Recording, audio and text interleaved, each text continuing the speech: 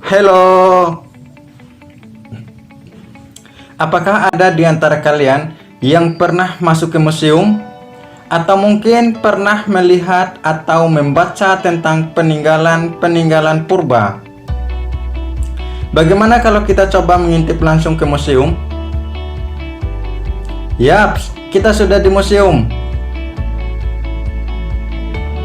Coba diperhatikan di setiap foto ataupun gambar yang ada di museum, semuanya ada keterangan umur dari peninggalan tersebut, bahkan ada yang umurnya sudah mencapai ratusan ribu tahun. Saya jadi bertanya-tanya bagaimana mereka mengetahui umur dari peninggalan tersebut. Mungkin mereka pakai mesin waktu atau mereka meramal kali. Palingan mereka asal ngasih umur sesuka mereka.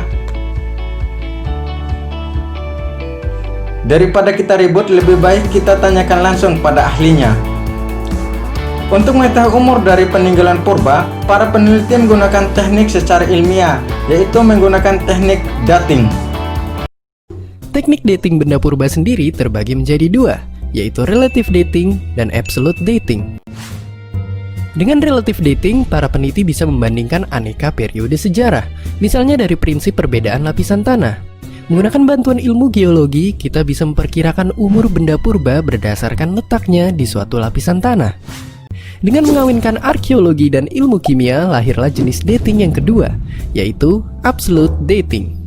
Dengan teknik dating satu ini, kita bisa mengetahui umur benda purba secara lebih spesifik. Absolute dating ini memiliki banyak jenis, tapi yang paling populer adalah carbon dating alias radiokarbon.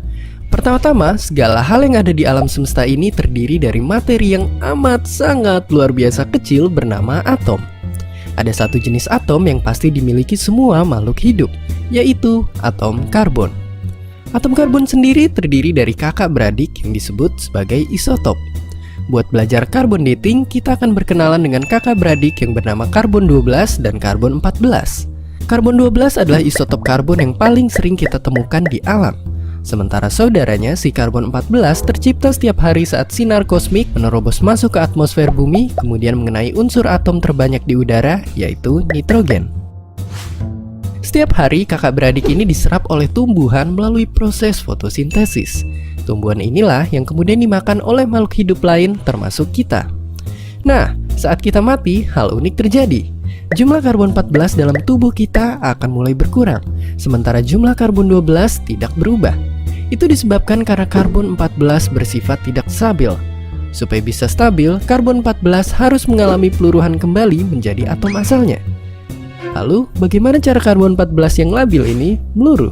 Faktanya, semua atom radioaktif di dunia ini punya waktu paruh, yaitu waktu yang dibutuhkan si atom untuk meluruh setengahnya. Nah, waktu paruh karbon 14 adalah 5.730 tahun. Jadi, dalam 5.730 tahun, jumlah total karbon 14 dalam sebuah spesimen akan berkurang setengahnya, dan akan berkurang lagi setengahnya dalam 5.730 tahun selanjutnya. Nah, untuk mengukur jumlah si kakak beradik karbon dalam suatu spesimen, para peneliti menggunakan alat canggih bernama mass spectrometer. Dengan menghitung perbandingan rasio kedua karbon di spesimen dan di alam, tambahkan waktu paruh dalam hitung-hitungan yang sangat-sangat ribet dan memusingkan, tada! Kita bisa mengetahui umur spesimen dari ribuan tahun yang lalu. Supaya lebih tepat, peneliti juga akan mencocokkan perhitungan mereka dengan aneka penunjuk waktu alami. Sayangnya, carbon dating cuma bisa dipakai untuk spesimen makhluk hidup yang mati kurang dari 50.000 tahun yang lalu. Lalu, bagaimana nasib fosil dinosaurus yang umurnya lebih dari 50.000 tahun? Para peneliti tidak pilih kasih kok. Mereka cuma akan menggunakan atom lain yang waktu paruhnya lebih lama. Misalnya, potasium argon yang waktu paruhnya 1,26 miliar tahun.